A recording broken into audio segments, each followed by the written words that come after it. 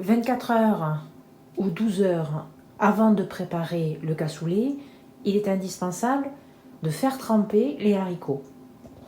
Plusieurs variétés sont possibles, soit la meilleure que l'on trouve pas toujours en rayon, qui s'appelle le haricot, le tarbé, qui est assez cher, soit, comme on va le faire cette fois-ci, on va utiliser de la Mojette de Vendée, qui est un très bon haricot, qui va ne pas complètement devenir farineux à la cuisson, qui va garder sa consistance.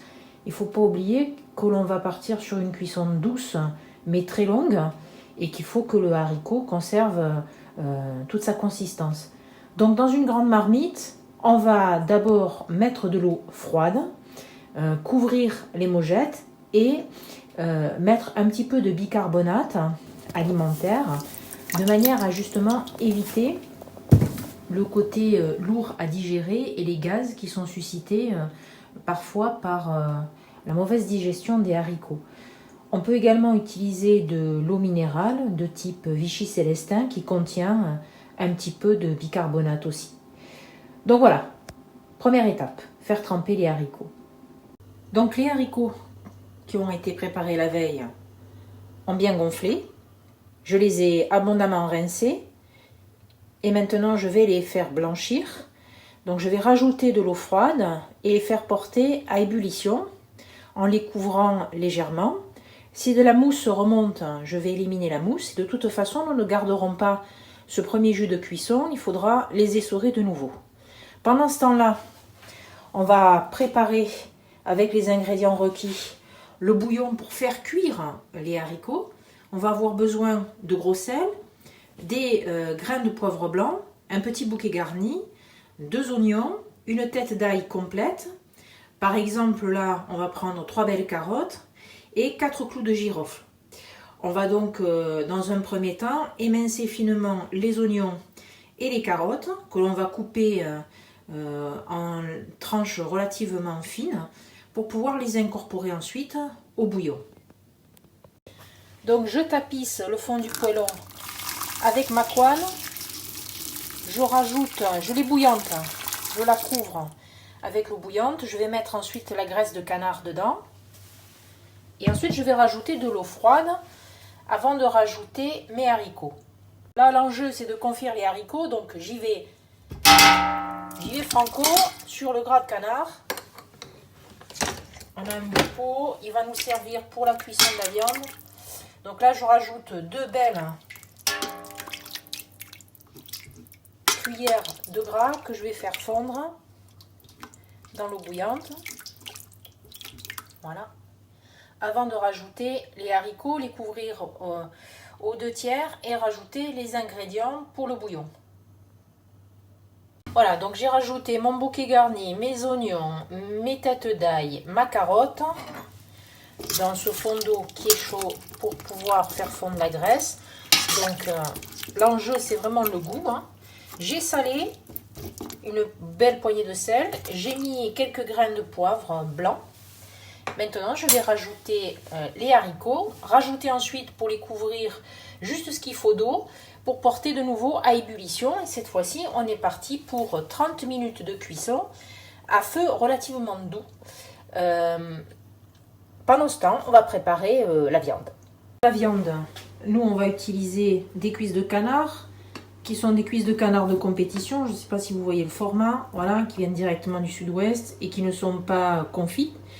Donc c'est l'occasion pour des cuissons lentes de faire confire cette viande. Par contre, on va les couper en deux pour faciliter la cuisson et pour faciliter leur préparation. Ensuite, on va avoir besoin de poitrine qu'on va couper en tranches, d'un morceau de jarret, toujours notre graisse de canard, et puis de la saucisse de Toulouse qu'on peut trouver soit déjà sous forme de petites saucisses, soit d'une grande saucisse que l'on fera attention au moment de la faire cuire de ne pas la faire éclater, donc avec une cuisson très douce, et qu'on coupera ensuite en morceaux quand on préparera les cassoles qui iront ensuite au four. Et mon os de jarret, je vais le rajouter dans les haricots. Il reste à peu près un bon quart d'heure de cuisson. Voilà, je vais le rajouter, comme ça il va donner du goût à mon bouillon et je le récupérerai qui est déjà bien avancé dans sa cuisson. Donc là, il nous reste un quart d'heure à feu doux pour la cuisson du bouillon des haricots. Donc je vais récupérer dans mon bouillon la barde de lard dont je vais tapisser le fond de mon plat qui va aller au four avec cette barde. Donc nous on va le faire en deux fois. On aura ce plat Pyrex et puis ce faitout qui ira au four, là qui est utilisé pour faire revenir la viande. Donc j'ai mis en réserve la partie de la couenne qui ira au fond du faitout.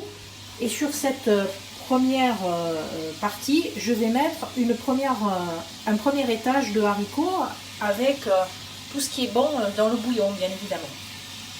Ce premier niveau, je vais rajouter un peu de canard, qui va être la cuisson qui va nécessiter de vraiment se confire par rapport aux autres parties de viande. Voilà, je viens de mettre mes saucisses sur le dessus, d'utiliser le jus de cuisson que j'ai réparti dessus. On arrosera au dernier moment avec le reste de l'eau de cuisson des haricots, mais je dois maintenant dresser celui-là de plat qui va aller au four. Donc j'ai mis en réserve tous mes éléments de viande et comme tout à l'heure, je vais commencer par mettre au fond de mon plat la barde, voilà, pour tapisser le bas avant de mettre ma couverture de haricots.